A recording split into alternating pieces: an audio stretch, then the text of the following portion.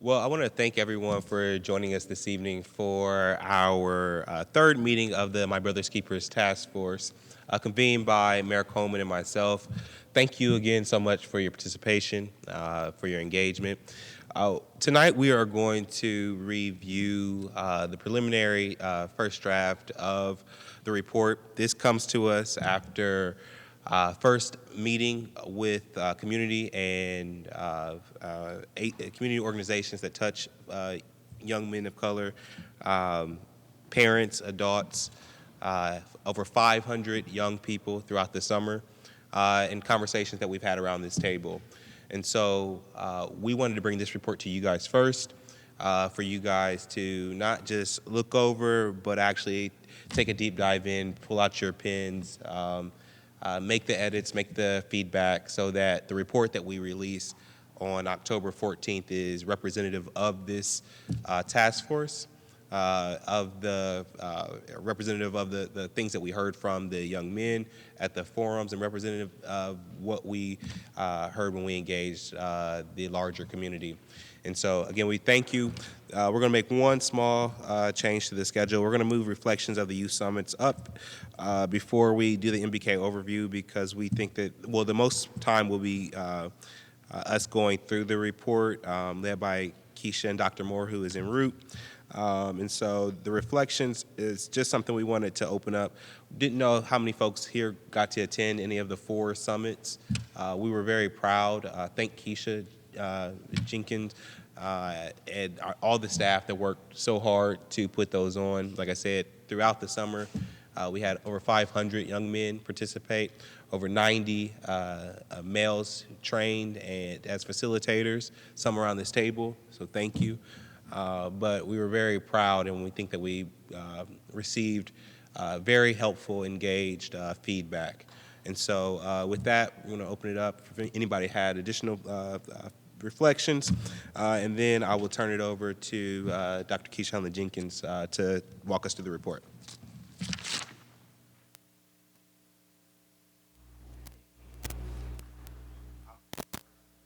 To be at the podium. I kind of hit on it though. You know, when you're talking to youth, when you're talking to this demographic, 14 to the 20-year-old young guys, you don't always expect them to open up and to be expressive. I had the opportunity to participate in several different ways. The first meeting I went to, I participated as, I'm a former staffer, so I'm used to being behind the scenes and trying to make sure that tables and chairs are set up. And they wouldn't let me perform that role at the first meeting, and so I felt kind of awkward the first meeting, trying to be helpful. But the second meeting I got into my role, and that was I sat and I participated in a breakout session. And I was able to hear directly from these young men, and they opened up. Once we fell back as facilitators and let some of the leaders of the group of young men speak up, it pulled other information out of them. And so from hearing from the younger guys, the middle schools, have open conversations about hunger and how you can't learn if you're hungry, was something that I knew is out there, but never would expect it to hear from a young person in a group setting like that. To older young men who talked about the need for real engagement from father-like figures, and how they do have respect for the guys that they see on the streets every day, because, like it or not, they give an impression that they are looking out for them, and sometimes that leads to down a bad road. All in all, I think that we were able to capture authentic feedback from young men, and my hope is now that we can we can regurgitate what we heard into meaningful action that then will lead us as a city on how we continue to support and uplift them. So that's my feedback.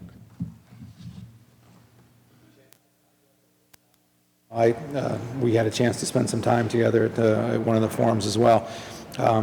I was Shocked might not be the right word, but I was very pleased with the authenticity, the candor that I heard in the report outs. They were taking responsibility for their situation, and it was. I've got two teenage boys myself who rarely take responsibility for their actions, and I was impressed by the group. Not only doing it in the small groups as you talked about, but in the larger report outs with a lot of their peers, looking at them and sort of watching. I think they did a really good job of taking responsibility for their actions and recognizing what they needed to do. I do remember the comment about we wish we had more men models in our community who had jobs and who were doing things the way that we want to do them. And I really appreciated the candor that I saw when I attended the sessions as well.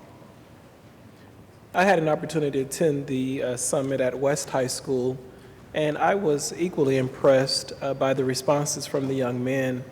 And I was also impressed by the diversity among the participants in terms of, although the summits were held at the local city schools, there were students represented from other educational entities, such as our charter schools and some private schools. And there were young men, although we have this blanket statement around African American males, but there were other demographics represented as well within that group. There were Hispanic young men, there were young men from our Somali community, and they truly came together and had a broad picture of what life looks like for young men of color in our community. And I will also add that it was very telling about this community, the number of adults that participated, that were there to engage with our young people, to guide them through those discussions so that we could get the rich data that we have in this report.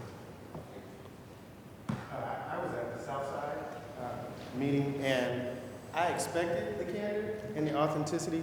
What I did not expect was for the fellas I got a chance to engage with in the breakout session to remind me that we'd had this conversation before. One guy, he was 16 years old, he said, don't we talk about this all the time? At what point are you, the adults, going to do it? And that kind of stuck with me because it struck me as, I didn't expect to hear that at all. I expected kind of what I heard, the job thing, the educational opportunities. And the young man just kind of stopped. He was like, we've had these conversations. And that kind of lit a fire under me to do what I can to encourage not only the task force, but in our jobs at the Boys and Girls Clubs and my engagement with the wider community to make sure that we adults are following through for our youth. If not, then we let that guy down. So, that was my takeaway. And I had a similar kind of experience. I know we've talked about this, and that I was at the Linda McKinley session, and the breakout session that I facilitated kind of started slowly because we've had this conversation before and it stalled, and so I'm reluctant to participate. And so there was this kind of teasing out process where we had to engage them in question after question to get them a little more interested in the dialogue. And that was the first one too. So it was all new for everybody. And but once we got started, and once we established the trust within that group, the fruit of the conversation became very rich and very meaningful. But the one thing that I'll tell you that I walked away with that conversation with was that trust is probably more important than anything else that we can do in establishing and maintaining with these young people. And then the second thing, and I think it was brought up in our large group breakout, was that quality, sustained mentor relationships is something that these young men want and need. Not one-offs, but ongoing, sustainable relationships with men that will be in their lives in all aspects. That is something that they want, something that they've talked about, and if we don't provide quality mentors, they'll find distractive, negative ones, because they want to be around men that can lead and direct and guide. And it's up to us to put around constructive men to do those things. And that's what they were asking for. Taskforce, we were just giving reflections from you some this summer, so I didn't know if you have. What was on the south side? I think, good evening. I thought that it was the young guys that we brought, you were there, we brought quite a few. They thought it was actually very refreshing.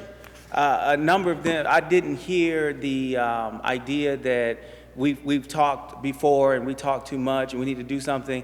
I actually had one young man who, I'm a pastor, and so I'm always interested in new members, but he just happens to be someone that we mentor. He's not religious per se, and he's 16, and he said to me, he said, you know, I've never felt heard before, and I felt I was heard this time. And the facilitators did talk about, and the scribes talked about the significance of what their conversations meant. And I think adding the component of action, that what you're saying to us, we're recording so that we can give action to it, was significant. I do think that the general consensus from everyone is that not when are we going to do this again, but when are we going to see these actions implemented? And I think that's the track we're on for sure. So I got to attend all 4 of the sessions. I got to facilitate actually. So going in, I'm 3 years removed from high school, right? So I didn't really expect much, you know, any authority or any type of who are you, right? But one thing I did notice is that it was less about us listening to them, which was something that automatically was keyed on. Like, wow, grown-ups are listening to what we have to say. But it was more that they got to listen to each other. And it was the distractions they were kept away from the distractions of their peers who might not necessarily have wanted to get up that morning, or for whatever reason they weren't there, and it was less of a distraction, and they were surrounded with positivity. And in some of the sessions, one in particular at South, one of the students said something about not feeling smart enough, or he didn't want to say anything because it was going to be too smart. It was going to be too smart. And one of the students in the group said, "There's nothing wrong with being smart, man." And I'm looking back when I was in high school, and I probably wouldn't have said that, because to be cool means to not be smarter than everybody else. And that led the conversation in a way that, you know, I wouldn't have been able to take it. You know, I don't know if it was naturally like that, but he felt more comfortable because he had peers around him that said it's okay to succeed. And at the end of the day, everybody came, it was brotherly. Everybody felt good. We got a couple numbers, and it was about establishing that relationship after the meeting. Because again, a huge topic of discussion was, okay, we're here now, but what's next? Because a lot of them had a lot of issues with fathers, with mentor figures that come in and take them out and promise them something, and then tomorrow they're gone. So then they have their friends, and if their friends aren't the positive ones that are expressing, you know, views to help them succeed, then there's only the alternative. So I thought that was really healthy. We co-facilitated a session at Linden where something like that happened as well, in that the one young man was speaking, and the other one was like, "Man, you're smart."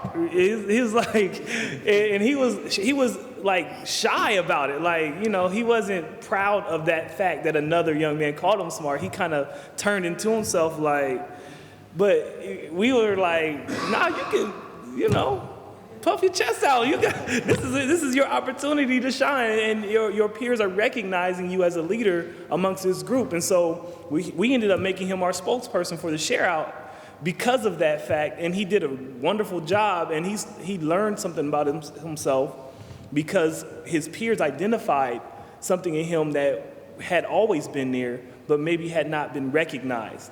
And once it was recognized, he stepped and leaned into it, and it became an identity for him, which was amazing to see kind of just happen right before our eyes. And I think it exposes a different one for success. So I feel like it shows that everyone wants to be successful, especially at a young age. You know, you have just the high school model, even in sports, because I did sports. So everybody wants to be on varsity. Everybody wants to be seen as being successful. And unfortunately, a quick route to success can be illegal. You know, you can be successful by moving the most dough in your street corner. That's success technically. So I feel like exposing the students to a different level of success kind of motivated them to see what's more. Because that spark, like you said, that spark is, oh, now my peers recognize me, and now I'm asking to step up as a leader to be a spokesman for our group. So what's next? So I feel like giving them more tastes of, I don't know how to put it, of right success or good success, something that's positive success is something that, you know, people want, they're hungry for. I thought too, the downstairs where all of the over 18 persons were, it was a lot of people in there. And I think that it was significant to note that 3 or 4 of the gentlemen that I got a chance to speak with, they said, you know, this is really good, but we also need help to equip ourselves on how do we help these young men navigate. Some of them didn't grow up with male figures in their life. They just had to figure out how to become a man. That's a balanced man. And I think that as we implement, as we navigate, as we, you know, give direction, we've got to consider that it's not just the mentorship that we provide for the youth and teens. It's also the support that we pour into the mentors, the men. And I think that's a significant component. That was something we learned after the first session. We had a breakout went up to 18, but we realized we had another 50 folks who were there who wanted to be engaged, and we needed to really, you know, figure out what to do with those folks. And so Keisha was able to find, here's some really good, I didn't participate in one of those, we called them parent session, older, you know, the older sessions, but I heard from the feedback, the reporting back, that those were productive sessions in the second, third, and fourth meetings as well. I spent a lot of time in those sessions. You're right. You can't just pour into the kids and not help those adults that's in their lives become better skilled and better equipped to navigate, to help them navigate and find that self-awareness and that confidence. Because sometimes the parents just don't know how to get it either. They may be first, second generational kids that's in this situation, and the courage that the kids show to even step up to the mic and pour their hearts out spoke volumes. But I also want to give a lot of those parents credits because they humbled themselves and say, I need help.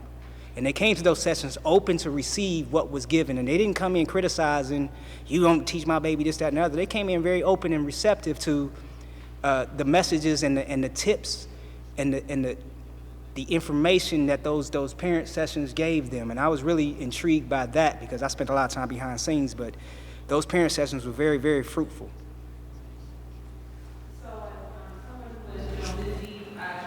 Every room the whole time. I will say that the, you know, what Pastor Boston said is significant, and I think that, you know, parents don't often have the opportunity to sit and talk to each other about parenting and some of the different challenges that they face and some of the different tricks.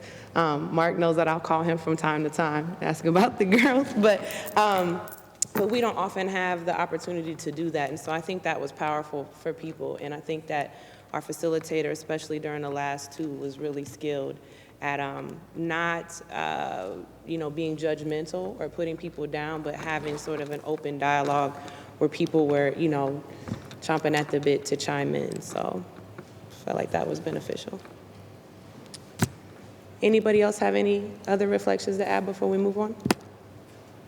I know everybody's trying to get home to watch Empire, so we'll try to speed it up. All right, next we're going to go into the overview. What we put together is a summary. This is not the whole report. We're trying to keep the report, you know, not to be lengthy, but I thought that it was important to actually put the data that we heard from the youth into the report, and so that's what the majority of the pages are, these data tables.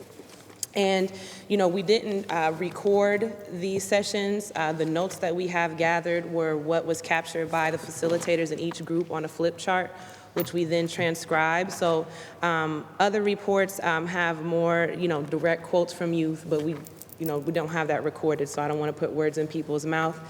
Just another word before we get to that, what I tried to do was for each question, try to group the answers into sort of, looked at them more as sub-themes and try to group them into larger categories so that they wouldn't just be scattered all over the place. And I think that some of the responses that we'll see, all of them kind of fit neatly into these categories, which really gives us direction, us as a city, us as a community, direction on where to begin. And now it's up to us to decide what we want to tackle first within those themes.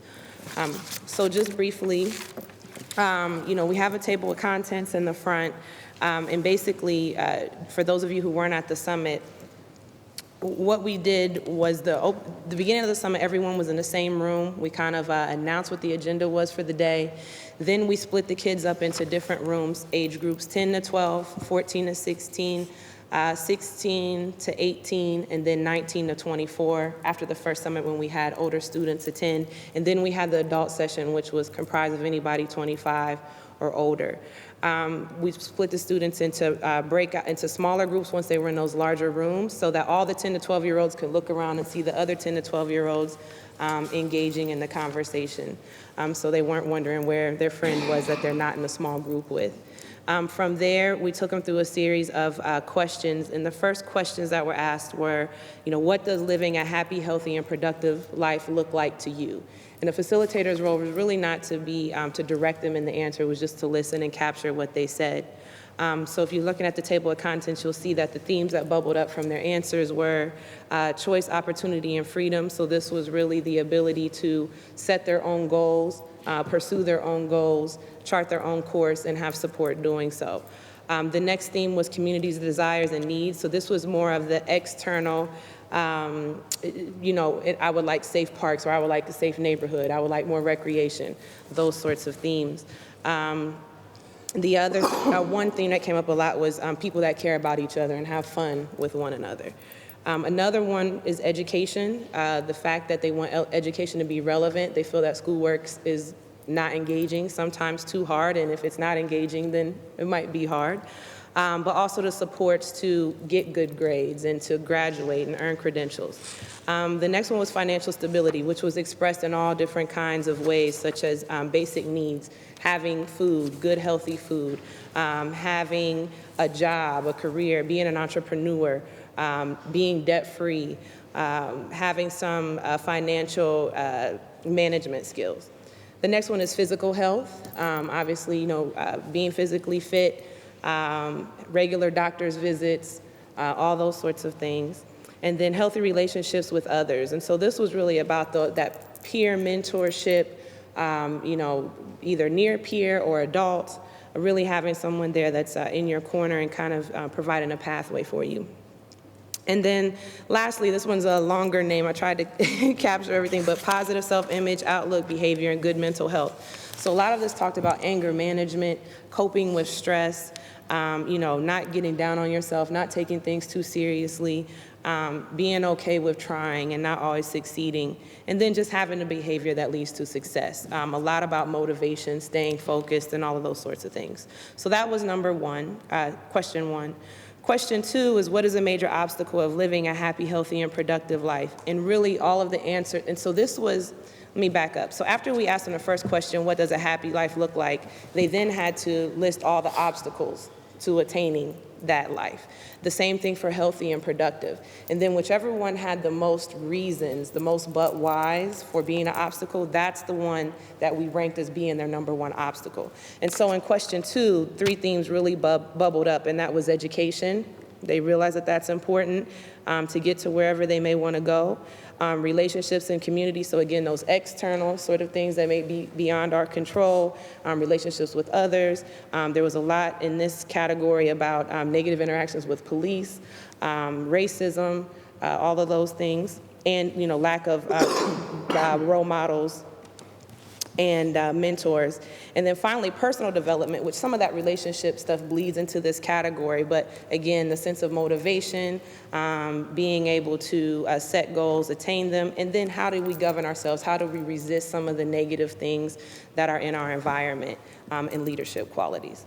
And then question 3 was, okay, given that these are your number 1 obstacles, what sort of supports, people, opportunities, and tasks do you need to accomplish or to have in your life to attain the life that you like?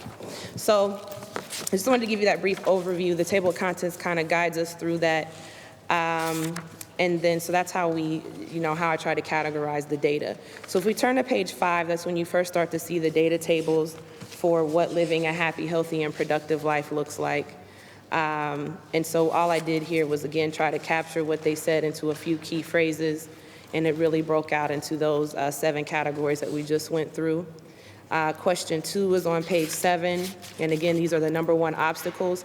And this is where we started trying to put together the recommendations. So there's really 2 different sets of recommendations in the summary, if you will. In this section, it's more specific to the particular obstacle that's named. In the last section, they're broader, what the city can do overall to kind of advance this work. So and then as Councilmember Harden stated earlier, we have had several conversations with people in the community around this work, and we have some people at the table who are going to start doing some things here pretty quickly that are going to have a real impact. And that will be something that we keep and share with the next administration to be reported out on as progress in this work. So when we look at page 7, the first obstacle is education, and they define it as being an obstacle as saying, lack of credential, not getting good grades, education isn't relevant, and being unaware of and lack of access to education support opportunities. So then when we talk about what recommendations the city could look at, we say work with the community to increase awareness and access to quality tutoring and support services. On page 8, it says continue to remain closely engaged with the work of Future Ready Columbus. As many of you know, Dr. Lillian Lowry was recently named, and so we'll be hearing a lot more from her. She's actually going to have her introduction to the community on October 8th in the State House Rotunda from 5 to 7. So if anybody would be interested in coming out to meet her, that would be great. But they're really going to take the lead on the city's education work, and so we just want to remain engaged with them and be supportive however we can in their work with the district and charter schools and private and parochial schools. Can I add to that? Absolutely. And so just to be clear, that first recommendation, we are not, education came up as one of the most significant obstacles. We touched it in the report. We were under the thinking, as Keisha just said, that there's been so much work. There is now a concerted effort around education that our recommendation would be to reflect, to support, engage, and continue to push into the work that's happening at Future Ready as the best next step for how we can engage and support and talk to the folks at Future Ready about young boys of color, but that there is a critical mass and direction focused on education at the point. So the only just point that I would add to think about with really kind of tapping Future Ready to be the lead entity for education is that, and Sean, maybe you have comments on this. I know that really their first 3 priorities are early childhood education, community engagement, and public policy. So I think, when we think about what Dr. Lomax shared and, youth are, between 10 and 24 are wanting to see immediate action, are we going to have that sense of urgency out of Future Ready, or how do we make sure that these issues continue to be moved on in a way that demonstrates to these boys that something is happening? Because that's one concern that I would have, that, which early childhood, critical focus, public policy is such an important focus, but what does that look like for boys 10 and up then, and young men?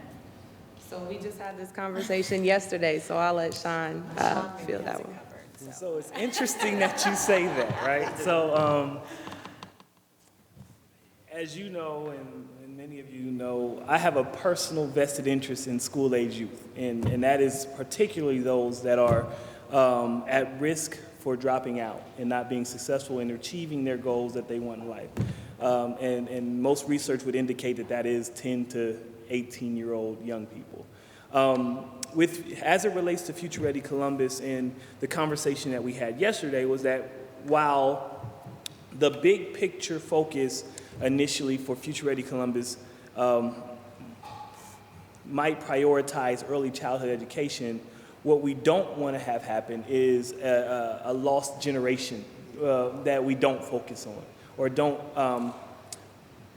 place priority and need assessment around. And so what we're hoping to do, particularly with our community engagement efforts, is working with existing and kind of nascent but emerging strategies that still work and focus on those young people. The youth framework assessment that's being done by Franklin County and Commissioner O'Grady, the youth framework that's being developed by Job and Family Services, and then also some of the other strategies that are being implemented throughout the community that were kind of part of the Learn for Life, the predecessor to Future Ready Columbus strategy around school-age youth, will continue to be addressed by Future Ready Columbus, but it won't be the primary area of concern for the organization as it's being stood up. But I don't believe that it will be true that Future Ready Columbus will not address or put the requisite amount of effort around school-age youth, particularly those between 10 and 18. Because the community engagement strategy is that we want to address and provide services for the whole child, and that's all children. And so, in our community at large. And so I can tell you that that is an area that we are continuing to have conversation around, and something that I know that our Chair Hightower is consistently trying to get us to think about, is how do we support the initial priorities, which are those three areas, but continue to support those other areas that are important to this community and important to our young people that participated in these specific summits. And so Future Ready Columbus is able and is considering how we approach that. So we'll be in partnership with the City of Columbus and Councilmember Harden and the Mayor's office on how we do that, but it is a best practice that we will continue to address as we move forward. Yeah, and I really appreciate that. I would just push that there should be some regular expectation for, I mean, we have measurement tools now in place, at least in Columbus City Schools, where we can collect data, see where things are going. But, you know, I think that there should also be really some push by the city, especially in the space of out-of-school time learning, because when you look at the achievement gap, you know, the #1 contributor to the academic achievement gap, you know, between low-income and minority students and their middle and upper-income peers is the loss that happens over the summer. You know, if anybody remembered Dr. Nagara when he was here with United Way, he talked about, you know, African American and Hispanic boys over the course of their K-12 education are getting 6,000 fewer hours of engagement and learning time. And a lot of that is happening outside of the school day, outside of the school system. And those are spaces where the city has a lot of influence, whether it's in rec centers or how they're funding summer feeding sites. And so I think, you know, I want to push back a little bit that I think that there is some power here today, you know, alongside of Future Ready Columbus, but truly to set some higher expectations for what we as a community deliver to kids during this space. Because, you know, I think that there is, you know, some that are really high quality, some that are not as high quality. And so, you know, I think we just as a community need to own up to that and, you know, absolutely have Future Ready continue that work from a community engagement standpoint. But there's no reason that we can't set some higher expectations for measurement and metrics today. You know, and that's interesting because I don't disagree with you. And I know we've had this conversation as well in terms of how do we calibrate community-wide expectations on what quality looks like, specifically in out-of-school time space. I mean, it's been done in early childhood with, the star rating, but same can be done in out-of-school time, and what metrics and measurements can be put in place. And with Future Ready Columbus and Learning Circle, we have the Partnership for Success. We have organizations that are now implementing continuous improvement processes that look at the attendance, the behavior, and the core academics of their young people. And we know which organizations are using that diligently and using it to inform their practice in terms of what interventions they put in place, how long, what's the duration of those interventions, and what is the outcome for that young person as the intervention plays out. And so we do know that, and we should be taking a stronger look as a community at that, and as we calibrate what the outcomes can be and how we measure quality programming. In addition to that, going back to the report and something that Dr. Jenkins said, and that the last two bullets was healthy relationships, positive self-image, outlook, behavior, good mental health. Those were two of the response themes to the first question. And there's a way to measure that. And I know many of you around the table are familiar with it, but it's social-emotional behavior, social-emotional learning. Those are the things that are non-academic in nature, but have a supreme impact on the educational outcomes of our young people and just the quality of life outcomes for our young people. And there are ways that have been researched, there's ways to measure that, and there are systemic ways to implement it for an entire community. And that's something that we at Future Ready and Job and Family Services is looking to implement, something that we want to partner, I hope, and I hope I'm not speaking out of turn because I'm on camera, but it is something but we are exploring it. And I know we have an initial meeting next week, and we're going to bring that to our partners and our out-of-school time partners particularly because it helps them, inform them on what student social-emotional behavior outcomes are and how they can begin putting interventions in place to help address those very issues. So that's kind of a question directed to everyone. Of course, I have probably the least amount of experience out of, with policies and implementing things and getting things done. One thing that I feel like is huge is not what's going to get done, because we have the information, right? We have what they need, what the students want, what they are looking for, but it's when, right? And I feel like that maybe that's what I'm hearing, and how, right? So I feel like what it could be useful is with the report something that supplements that we actually are more than just giving you the information and investing so that they see it, because the modern day person doesn't see you going 9 to 5 grinding for them. They just see the outcome. Well, we don't have our new park. So there's no, policy, it's not that you put us in there, but we don't have our drug prevention program. And so that kind of creates like a division between people who actually want to help and then the people who actually need the help. So coming up with like a cushion, a barrier in the middle that's there to say, okay, it's not perfect yet.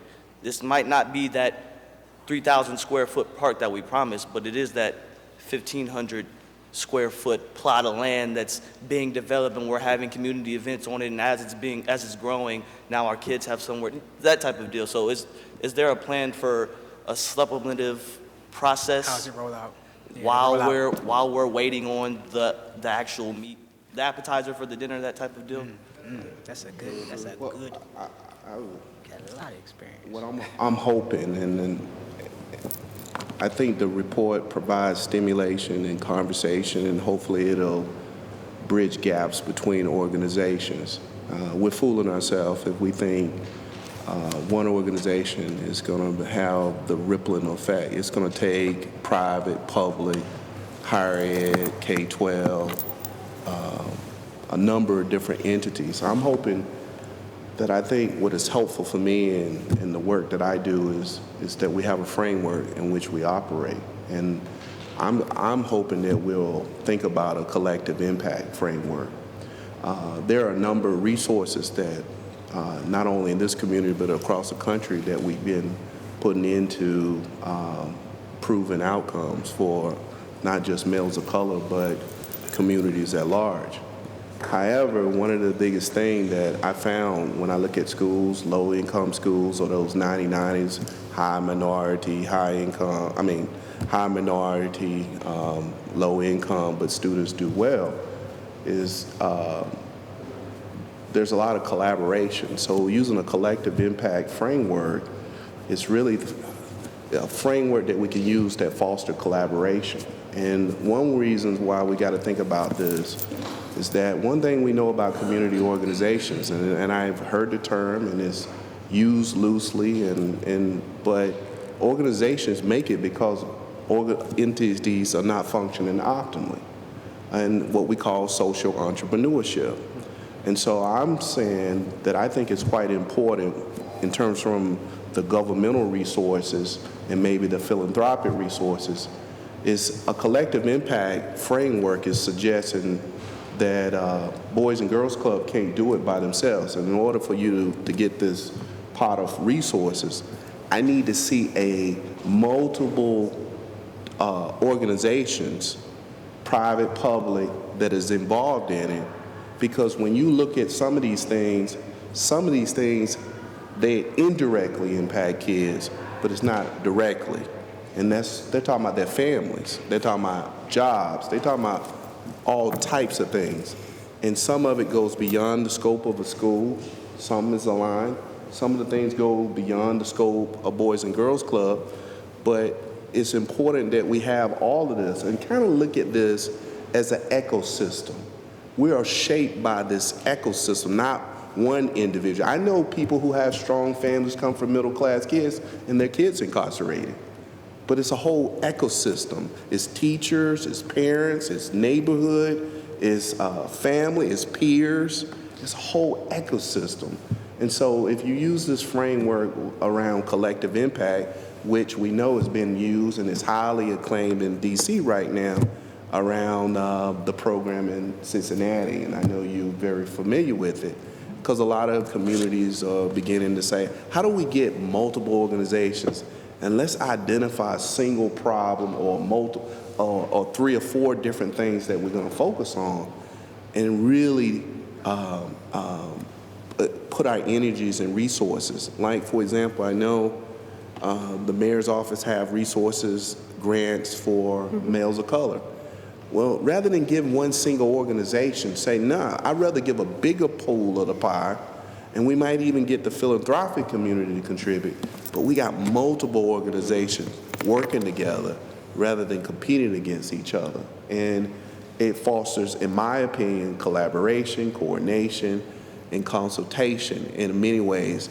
And bringing in, because these students, what you see in here, what is loud and clear, they're looking for opportunities that they can provide for themselves and their families.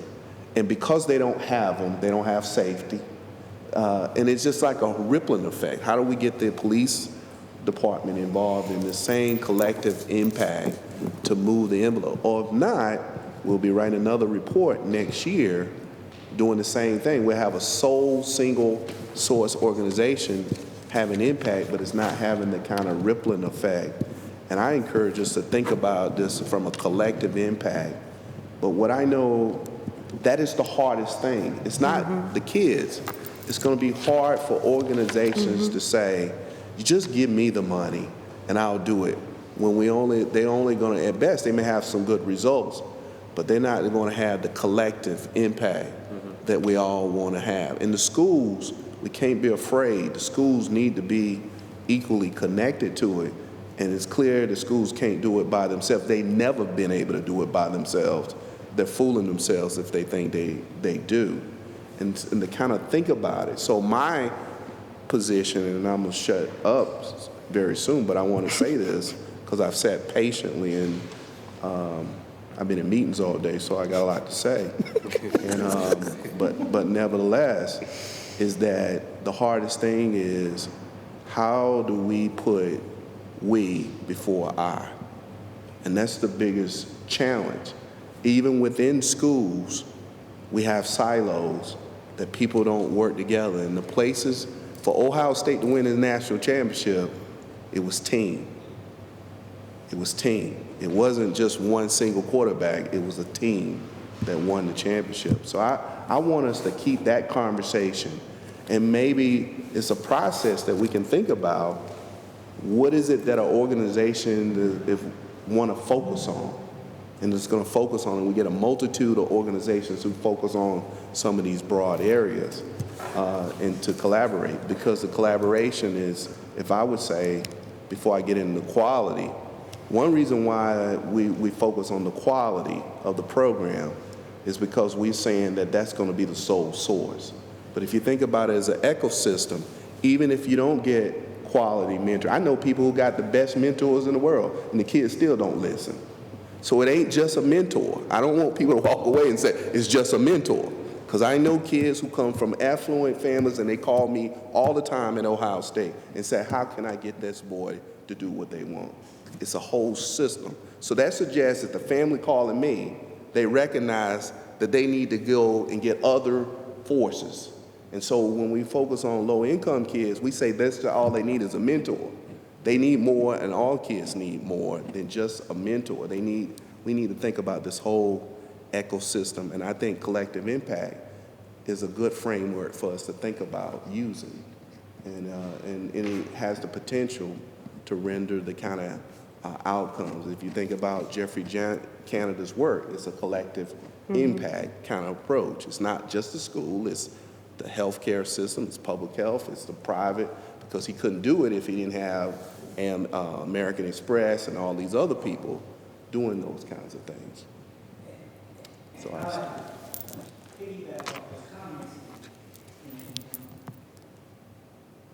one of the things we learned this summer doing the 4 summits, and by the third one, we knew we had to engage the adults that were coming. Because there were many adults that were there saying, I want to help, how can I help? I think it would be remiss if we didn't take a very intentional effort to galvanize those group of people. Or agencies and organizations and resources is there, but we got people power in these communities. We got to go out and find a lot of people that really want to help and plug them in, engage them in this process. They need to buy in the process. They need to help build, or dig that hole in this foundation of this work. We got to engage more community people. We got to engage more grandmothers, retired teachers, people who have a lot of skill set, they got time, and they just don't know how to give it and where to give it, or even feel encouraged to give. I think that's the missing piece of this, because we can keep bringing programs to these neighborhoods and communities, and the kids can come into our buildings and go home, and we have to start all over every time they come out. If we don't engage the people they're going home to, we spinning our wheels. I agree. And one thing I want to say about Future Ready Columbus and collective impact is that's absolutely the fundamental DNA of what the organization will be. Learn for Life is kind of the evolutionary step for Future Ready Columbus, and we are a part of the Strive Together network. We follow the theory of action for collective impact, and so this is completely. Raise DC is the organization I think you might have been talking about. We partner with them, and so my hopes and I believe in Jeff Edmondson is a friend, and I believe he's coming up to meet with Dr. Lowry to talk about how do we make sure and be very intentional about Future Ready Columbus being a collective impact agency, and follow that theory of action to be sure that organizations are able to provide that wraparound support and develop those ecosystems in segments of the community. But the one thing about that we know is that certain organizations have best practices locally. And so how do we take those organizations who possess the best practices here and give them an opportunity to share with other organizations those skills so that they can deliver? I don't think in any case one organization is going to be responsible for delivering all of the service, but one organization could be responsible for providing the blueprint on how those services are then delivered. And that's the collective impact way, and saying, you want to deliver mentoring, then this organization does it well. They're going to help train the entire community on how to implement a quality mentoring program. You want to do after school? Boys and Girls Club do that tremendously well. We're going to help put them in position to train other organizations to model their delivery of services. So then you're creating this skill set across the community that's ubiquitous and equitable for all of our young people. And I think that's essentially what Future Ready wants to be when it grows up. But right now, it's in its infancy and something that we're still trying to develop. But I'll tell you that when it comes to identifying those non-traditional members of our community that provide those services, we absolutely want to do that. And honestly, that's why we reached out to Hands-On and got the foster grandparents to participate and provide some services at some of our summer meal sites to work with our young people because they want to be engaged. You're right, they retire, but that doesn't mean that their life of engagement and fulfillment is over. They want to figure out ways to participate and be a part of the community. I look at, a group of teenagers that play outside the street right in front of my house throughout the summer, and no adults is engaging them, Not even me, because I'm worried about whether they're going to bust my car window with the football they're throwing around or whether they're going to get out my grass because I just cut it. So, but it can't just be me. I would love to see somebody come into my neighborhood and go door to door and say, y'all complain about these kids out here in these streets all the time, but let's collectively come out here and do something with them. Because I know growing up in Cleveland, I had an older woman that organized us every summer. She just did it herself. She called us the Kimberly Cadets. We were, and it was generational. I got a T-shirt that my brother used to wear. I think that's missing in our neighborhoods, and it's not, the city don't have to give a grant for that. The neighborhood can do that. I think some of the city pride, neighborhood pride organization meetings should be about turning around, okay, who on this street can do what? How can y'all help the kids right outside y'all neighborhood? And what can we do to help provide the training for that? Putting the onus back on the people on that street, on that block, to take care of themselves and their kids, instead of having an agency come all the way over from across town to do that service. I think we got that in these neighborhoods, but I don't think we're engaging them enough, or even putting the onus back on them. I think just a summation of what you just said, I think we have to identify the neighborhood as a resource.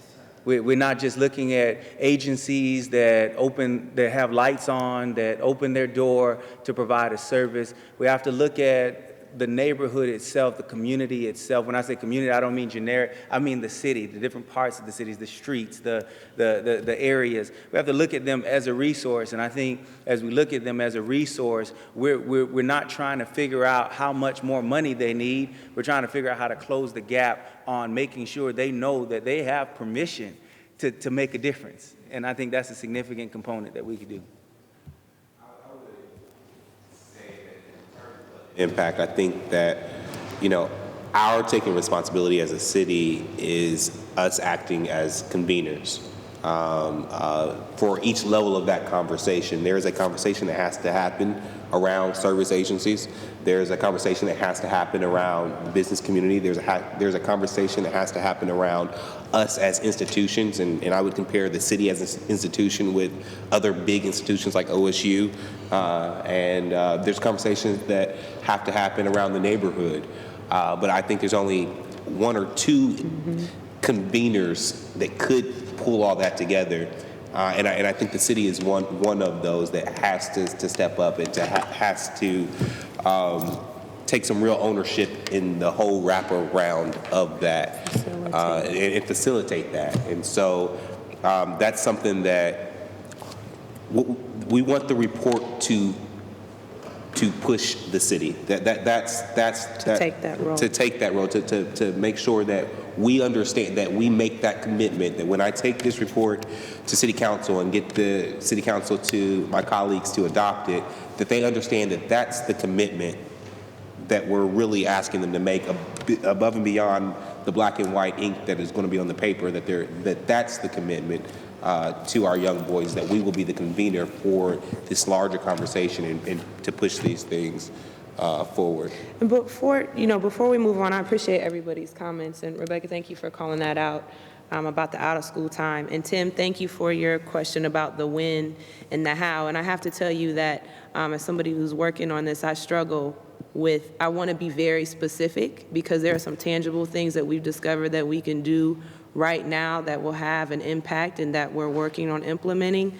But that's not, when we look at the collective impact model, we are talking about more of the abstract, or we are talking about the how, but it's the bigger how, rather than a specific program or a specific tactic that we can do right now. And so, as Councilmember Harden stated, over and over the theme that you'll see in here is this is just saying, as a community, we can all agree that this is where we can start because this is what we heard from the youth. Although there's not anything necessarily new or fresh or that surprising or shocking, what we do know is this came out of their mouth, right? So as a community, if we want to make a difference, we need to pay attention to what they said.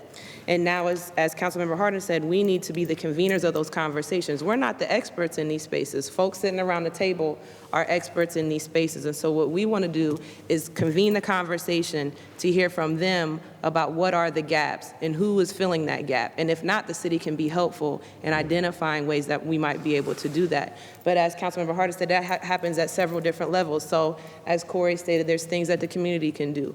Pastor Boston has shared some of the things he's doing in his ministry. We all have a role to play, but somebody has to convene that and coordinate it. And so, again, that's what you'll see repeated over and over in here. The city needs to work with the community to identify a plan that folks want to implement. And then from there, we're going to identify goals. We're here today. We want to be here in 5 years. Who's got what? Right? Like if we're moving from X to Y, what does Tim's organization have to contribute to that? If we're talking about what Corey said, making sure that youth in the community are connected to positive things, that should be a larger part of providing youth with opportunity. That's just one piece of that, but how do we fit that in so that way you can give people options of how they're going to participate and people can buy in based off of what they want to do. Does that make sense? Instead of having, and I understand where you're at because I want to be there too. Like I want to give somebody a piece of paper, like do these 10 things right now and we can get it going. But it's kind of both and. We're going to work on those. You're not going to see those reflected here, but you'll see us report out on some of the things that are going. But right now, we're trying to build a framework that the community can buy into and work on together. Does that make sense? Just a real quick question, not to hold too much time. I actually got some really good advice yesterday. I was walking, and not going to say names, but somebody told me just about like leadership and things like that, and like drawing things out.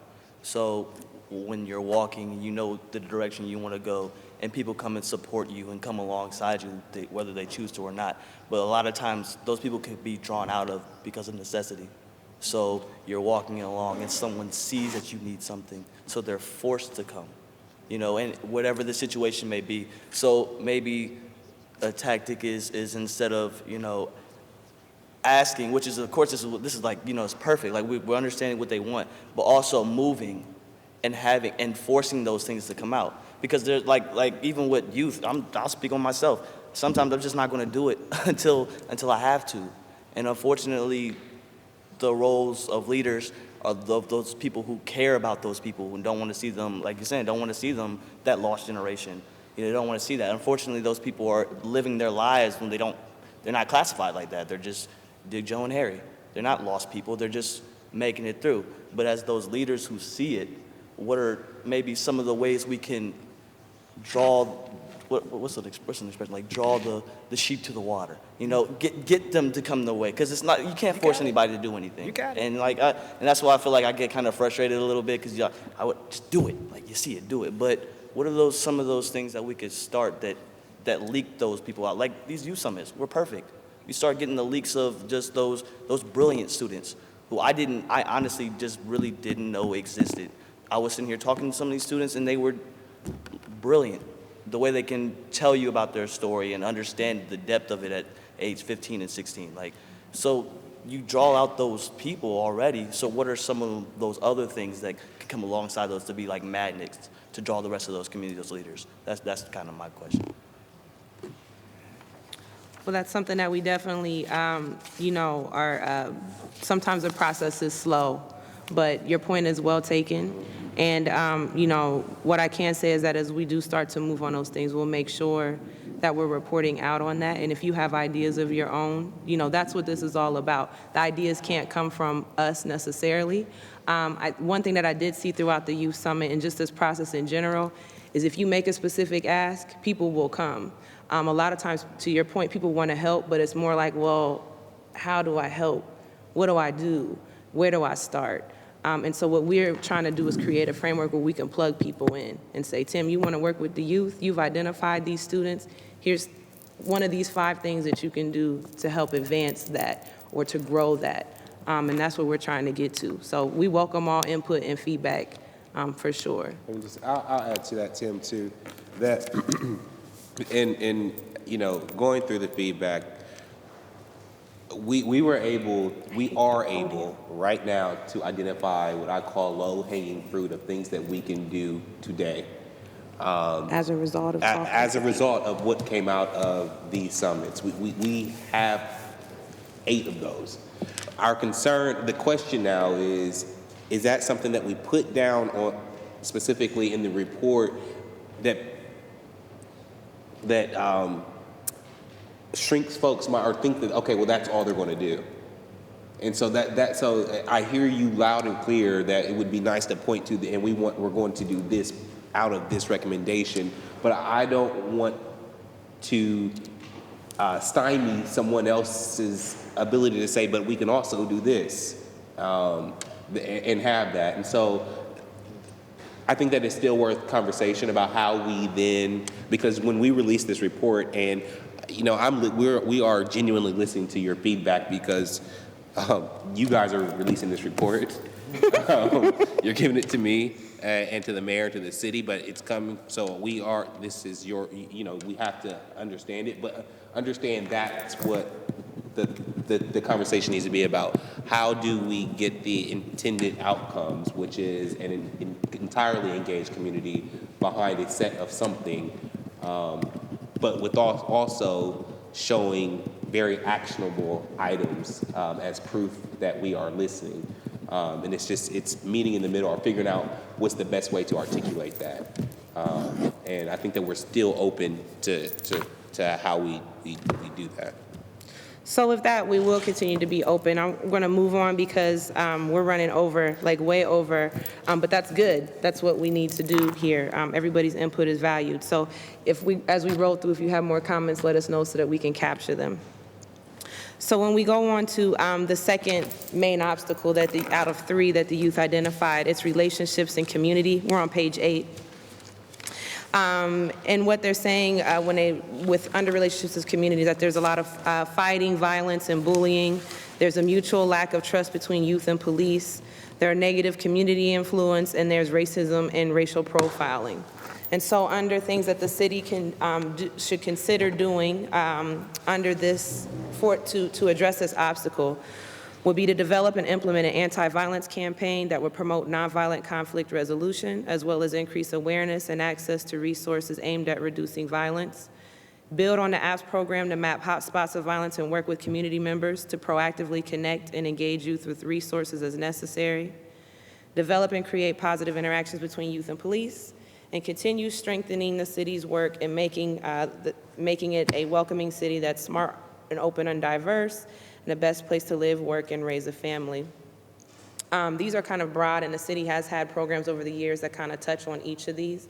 But we could always look at them and figure out how we can revamp them and make them better, but it's going to take, again, community input to figure out the best ways to go about that. The third obstacle is personal development, health, and self-governance. Here, youth reported that there was a lack of anger management, drug abuse, father figures, finances, freedom, goal setting, knowledge and access to exposure, leadership training, mentorship, motivation, physical and mental health, and resisting peer pressure. Under this category, we said that the city should work with the community to convene agencies that provide counseling, leadership, and mentoring, to develop a strategy to ensure that students need guidance receive the right support at the right time.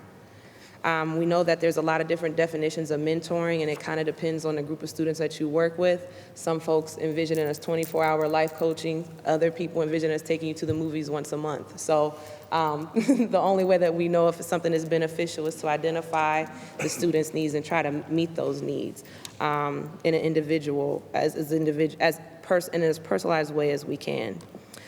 We also stated that we should increase awareness of and access to resources that meet the basic needs of youth and their family. We're going to talk a little bit more about awareness of resources and access in one of the broader categories. This is a topic that comes up in so many different contexts, from conversations about folks who work with students in the schools, to conversations about folks who work with families, to, I mean, you name it. So that's a huge one for the city overall that we have our sights set on. The other one is provide year-round job and career experience exposure and shadowing for youth. Again, we have a couple of things coming online that they're not going to fix the problem, but they'll certainly contribute greatly. We know that having year-round opportunities, paid opportunities, is something that is vitally important. We do have summer opportunities, but we realize that folks need money every month of the year and not just those in the summer. So figuring out how we can do a better job of that, or preparing youth for jobs that are available so that they can take advantage of a lot of these open positions that are out here.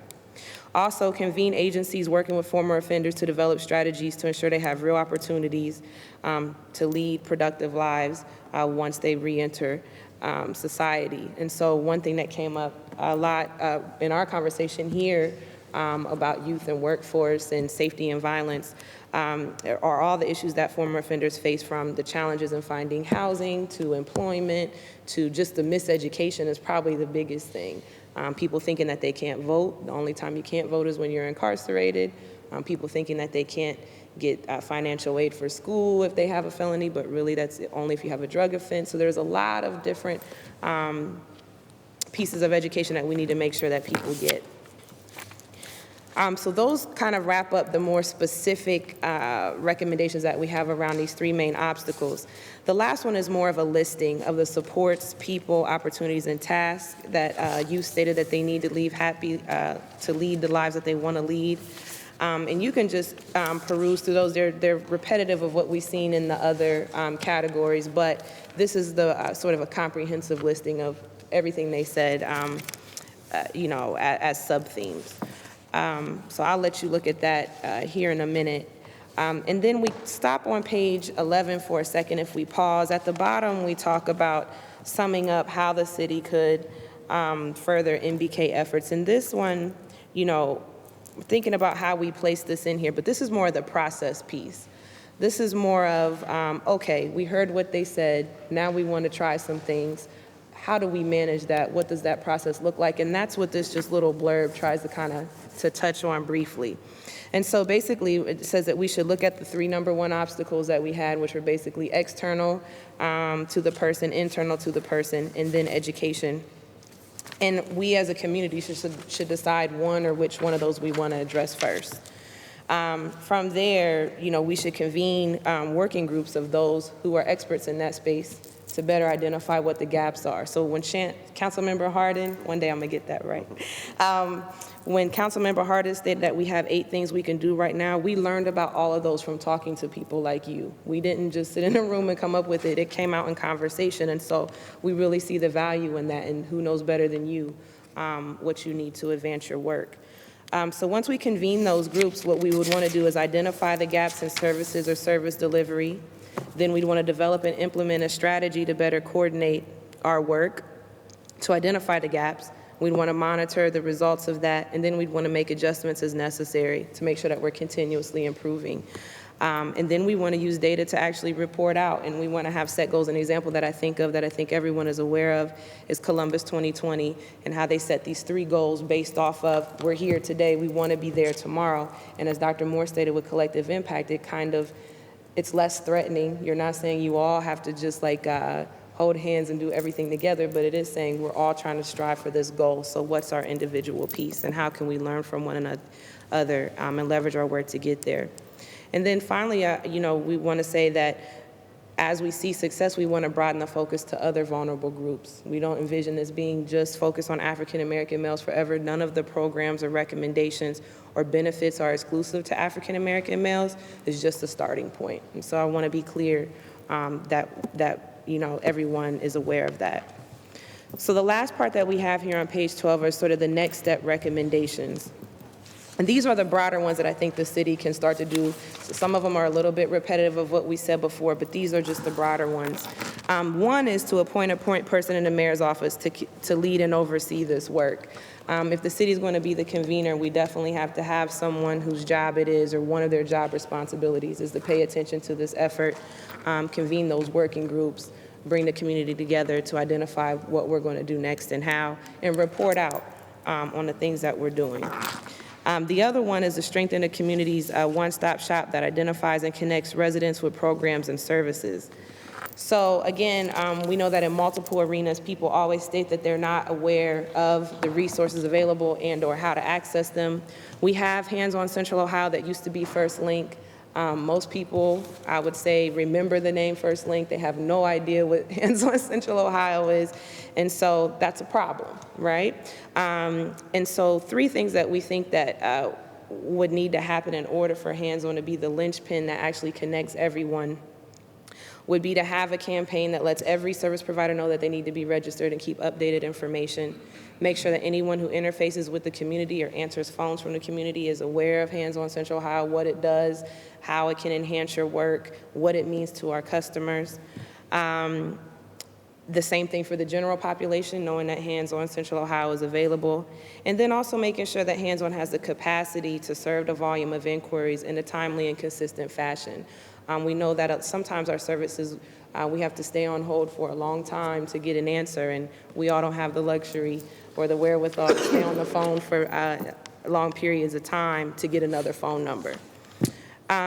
Number 3 is one that we just talked about, which was once we choose what we want to focus on, convening those groups and going through that process to identify what we're going to work on collectively. And then the 4th one, which I think is important, and I'm glad that we were able to do here, was just to proactively include the youth voice in policy and decision-making program and events planning and implementation. I think that, instead of creating programs for youth, we can include them in a lot of the things that we're already doing, which exposes them to real-world experience, gives them something tangible to work on, and it's actually something that's meaningful to everyone, because it's something that we felt important enough to address. And then finally, again, the use of data, establishing short and long-term goals, and reporting out on the progress. And so, again, this is the meat of what will be in the report. We have some other, leading up to this work, where were we before? But this is really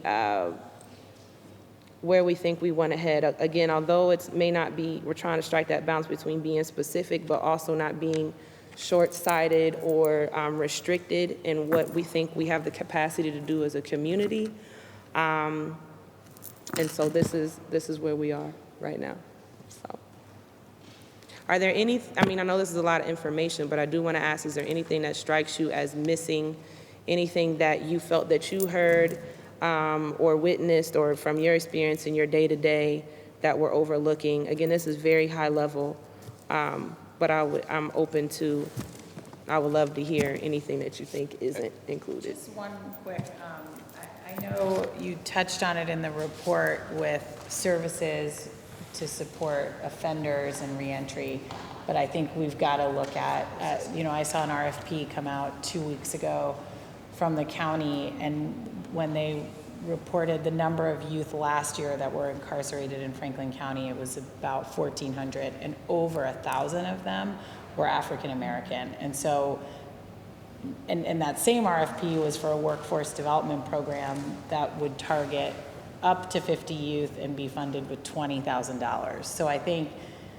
I just think that's more about checking a box than actually figuring out how do we make sure that, the justice system is not just, I think we definitely need supports for when people get out, but, what are we doing to make sure that this disparity doesn't continue? And so I just think somehow any report that doesn't mention that isn't tackling just, I think what is the key thing that is destroying communities and families. Based on our conversation that we've had. Yeah, I know, we've talked.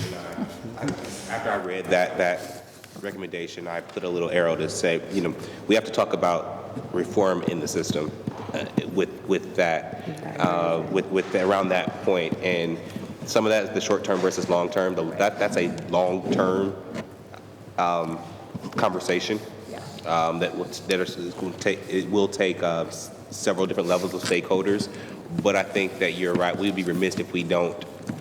I even think if step one is just figuring out even the numbers. I don't know that the community understands the numbers. So, what does it look like if a white youth versus a black youth goes into a court?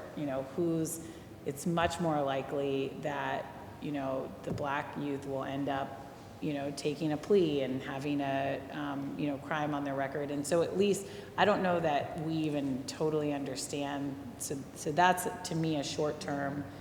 I think we need to better understand that so we figure out, is it diversion? Is it more education? Is it, but I think there has to at least be something touched on in the report about that. That's a good call out. We did talk about too sort of the long term and the short term. And so long term we would see as, advocating for some sort of sentencing restructuring reform at the state level, which we're across the street from the State House, so maybe we could. But also, again, the short term, so the diversion, which we need to call out in the sentencing. Number 5, the data, but I think it would be that specific issue should be called out. I'll answer that because we were approached by the Franklin County Juvenile Courts with their restorative justice program to bring some of that initiative to some areas that needed into some of the rec centers. It wasn't received by the rec center. So I think the problem is we don't understand how impactful that restorative justice program could be for the youth in that community. Because she told me flat out, the surrounding communities are doing it for their youth. We're just not doing it for our youth. So really raising that issue, we need to really give our youth an opportunity. If you make a mistake, this is how you can atone for it. You won't have to go and take that plea deal. There are some restorative justice models, but some of the entities aren't embracing it. And I had a hard time trying to sell it to that center manager at Milo, and he just said no. No, I don't. Once a month meeting, and he didn't want to be bothered with it. Well, I think that speaks to why we're having this conversation right now. I think the bottom line is that essentially we're trying to create a culture shift, right? Columbus has great resources, particularly for the people we're talking about serving and helping. The problem is nobody talks to each other. And when you have an opportunity like that and you go to another entity and they shrug it off, that suggests that we as a community aren't behaving as a community. Collective impact is nice, but it's not new. I think about how in the 80s we had those commercials on Saturdays, The More You Know, and they were at that time trying to get us to stop smoking, right? Within a certain amount of time, every kid knew that smoking was bad. Why? Because as a nation, we saw that as a priority. So how do we make this a priority for the city? Not just city government, not just partner organizations, but the city, right? If we can do that, then the collective impact framework is already in place because everybody now is a stakeholder. So I think if we can do that and hold the city accountable, that also mitigates the tension between the I need right now and the measuring twice, cutting once. Because you already have people on the ground in the neighborhoods doing a lot of the work that, we're really not prepared to do. But they're right there, just going outside and engaging the young men and women. What's going on? How you doing? Where are you going to college? If we understand that is our responsibility as neighbors, not taxpayers, right? That creates a different dynamic, I think. I would say what's an area that we cannot dismiss and arguably one of the most influential group in Columbus is the private sector. It's not, when I think about the workforce and we're talking about career opportunities, I'm thinking about the CEO at Starbucks, how he's leading a campaign saying that, he's trying to get other companies of that magnitude to agree to hire the most vulnerable population, 16, I think it's what, 18 to 24, who are displaced, not working. And they're going to every city. I think they started in New York and they're going to another city, trying to ensure that these kids have opportunities to the workplace, because you can't develop skills if you don't actually have a job. And a lot of, right now, we're putting the onus on federal subsidies and state subsidies around that, but we need the private sector. The other piece is the philanthropic community. How much Obama was creative in getting the philanthropic community to kind of agree to prioritize their philanthropic efforts. Columbus Foundation, and there are other private that sometimes we have to do a Google and find, oh, I didn't know that person had a foundation. Outside of, and there's some bigger ones, Nationwide and et cetera. How can we have a conversation with them saying that this is a priority? Like, even in Washington, D.C., you can read No Child Left Behind, you're reading about My Brother's Keeper, and even the National Science Foundation and other agencies. Whatever was the priority of the president is now slowly being infused in the other kinds of RFPs that are coming out, whether we're talking about the Department of Justice. You're going to see these kinds of, how can the city do it, prioritize in a way, if this is a priority. I would imagine that the different entities that are getting funded through the city, which is mostly everybody, and even some of the private sector are getting, whether tax, abatements and reductions from the city.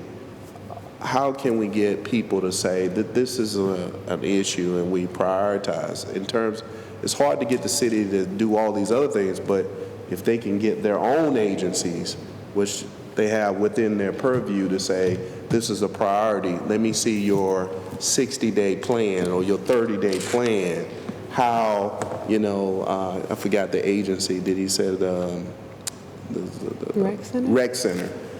What is your plan around the mayor's initiative around My Brother's Keeper? What police department, what is your plan around, these people are directly within the purview of the mayor, and I'm sure there are other entities. But not only that, I think it's important not having a one person that is within the mayor's office, but it needs to be a person that is in a position that it is a priority. Unfortunately, in our society, if we don't see that person got up, like on our Ohio State campus, diversity means nothing on our campus if we don't have a VP on diversity. I mean, it's just kind of like it's lip service, or diversity means nothing if you don't have a moral scholars program or a young scholars program that we spend millions of dollars on. It means nothing to you until you do these things. And I think, and once you do some of these things within the governmental agency, I think it conveys to the community in a way that, man, they are really serious about this. You have a 30-day plan, you have a 60-day, and 90, and people have to really report off. If you have an RFP, you got to tell me who got these RFP and what are they doing. I think that's some of the systemic things that we can do with the marginal dollars that we have to kind of impact people in a profound way. And what I love about Columbus, and I've consulted in a lot of places, agencies, but I will argue it's one of the most philanthropic communities I ever been into in my life. And it's not a board of commitment and throwing money at it, but I think we have to do some strategic things. And I use collective impact as a possible framework, but I'm sure there are others out there as well. No one else has seen it. Answer your question, are we missing anything? I'm influenced. I was just at the National Urban League, and Mark Morial, their leader, talked very specifically a number of times about really about three things: about education, about jobs, and about justice. And while I feel like we've covered a good part of the education and maybe some of the jobs, the last conversation we just had, focused on justice. So if I think about being in alignment with other national organizations that are really honed in on the work holistically that we're doing across the country, we're right on spot, I think, with what we've got here. Is there more that we can do? And sure, I think there's a lot more to this, but I think this is a good start and directionally correct for the work that we want to do. Can I ask something? I think this is great. The one thing that I would ask and maybe recommend is that there be a youth-based or youth-focused companion piece to this, where it summarizes for youth, that's youth-friendly, what this report holds. This, like you said, this is 30,000 feet, and no 17-year-old is going to read all these pages. However, we could summarize in place, here's what you told us, here's what we're doing. And it'd be very simple and straightforward and goes to them and shows them in a report form, this is what we took out of those meetings, and gives them something tangible that they can follow and monitor and hold us accountable with in their language and in their format. So is that something else that Future Ready would be willing to? Yeah, I think you just put something else on I think LaShawn Carter, That's a great suggestion. well, I put that on Future Ready, but I'll put that on LaShawn Carter to work with Dr. Jenkins on putting that together. Yes. Wow. That's collaboration. That I had on page 5, as we look at the bullets underneath the categories, does the possibility exist to rank the responses based on the frequency of the responses to indicate a high or low priority?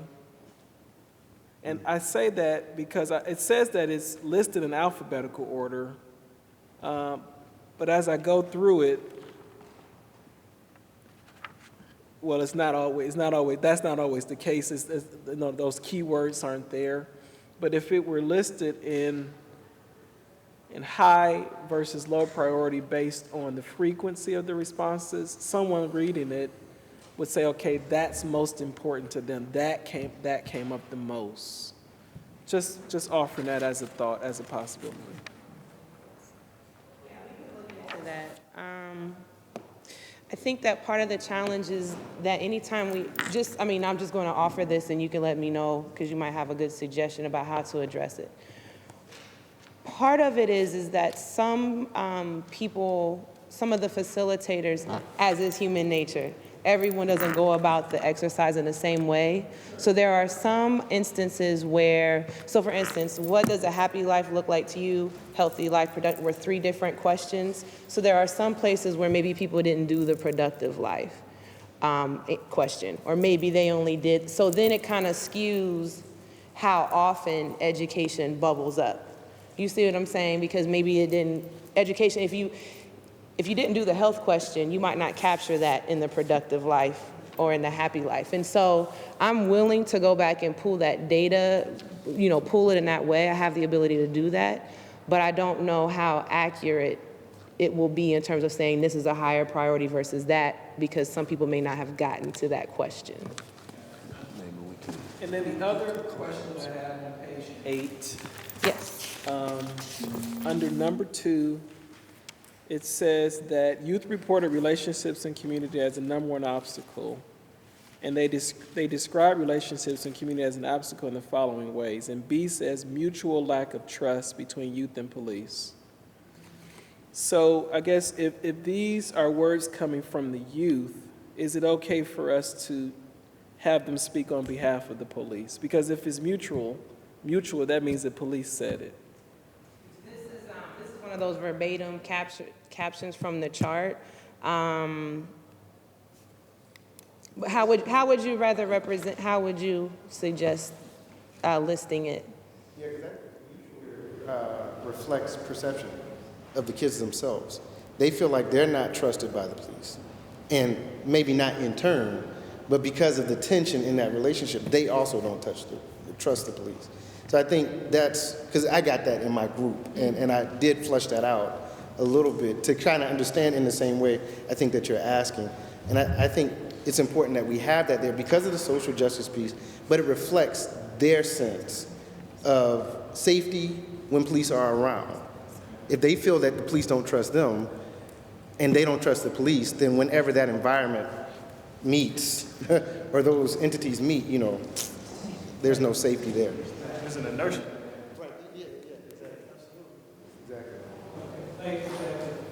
That was important because somebody else might read it that way. It wasn't until you said it back that way that I understood what you were, how you interpreted that. To respect everyone's time, I again want to thank everybody for being here. I wanted to go over next steps very quickly. We will schedule individual conversations with each member of the task force to dive into these things, to talk about what specifically you think needs to be added, edits to this document over the next couple of weeks. Those will be individual conversations one-on-one, so we can actually do those deep dives. We will then, after we go through that process, then share it one more time before we release the report. We originally were going to ask that we were going to take these back from you guys. We're going to let you keep these tonight.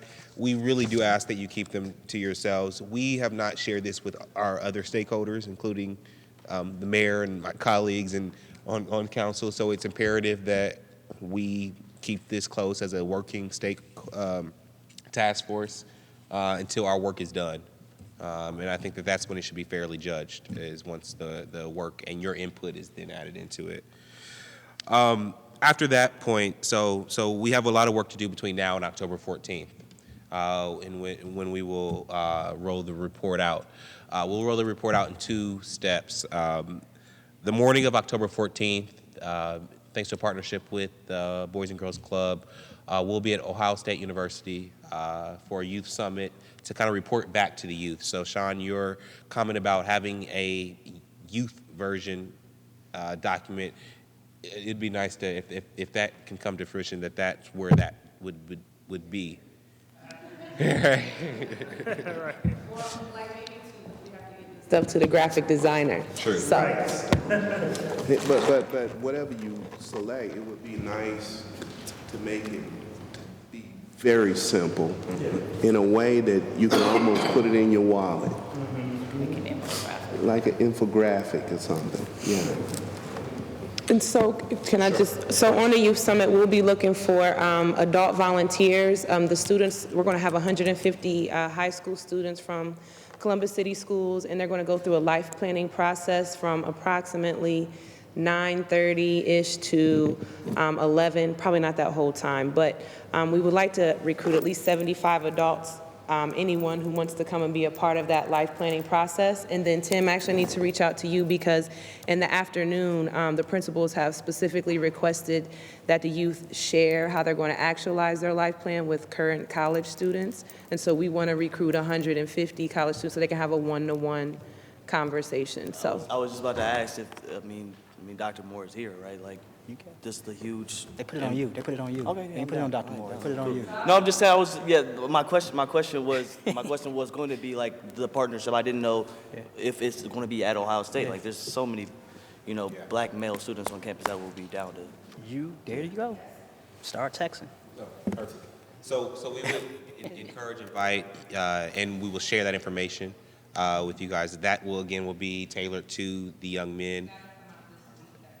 And OSU has been amazing, and we have that program is coming together. The second part will be that evening, and that's where we will request that you all attend that. That will be us reporting back to the community. It will be at Columbus State, Workforce Development. That program is coming along as well. We would like you guys to be present and represented at that community report out. That will be reminiscent of the first session that we held in December 1st, when we first talked to the larger community. So expect, we will invite and put the word out. That is open to the entire public. We've gone out a couple times. That invite is out, and so we'll ask that you share that we get folks there that we report. The report we call it next steps, because we don't want folks to think that we're saying this is it. And so that is a theme that you'll hear again, that we're now have something to work off of, work with. And so that reporting will be out as our next steps, how they can be engaged, how the community can be engaged, and how then the city. Following that, and then I said October 21st, I will bring the report that we have finalized on the 14th to City Council to be voted on and adopted. Summit on the 23rd and 24th. Would you speak on that? Sure. So, and then on October 23rd and 24th, the United Way is going to host the Black Male Education United Way Summit. and the Todd Anthony Bell National Resource Center at The Ohio State University will host a statewide education summit on Black males at the convention center. Convention Center. Yes. Young men of color, all day for young men to learn about STEM here in our community, and that's being sponsored through Columbus State as well. Yeah. That's good. No, it's a PD day for Columbus City Schools. I'm going to try to slip away and see, but Okay. it'll be Great. all day. Does anybody else have any other announcements before we adjourn? Thank you so much.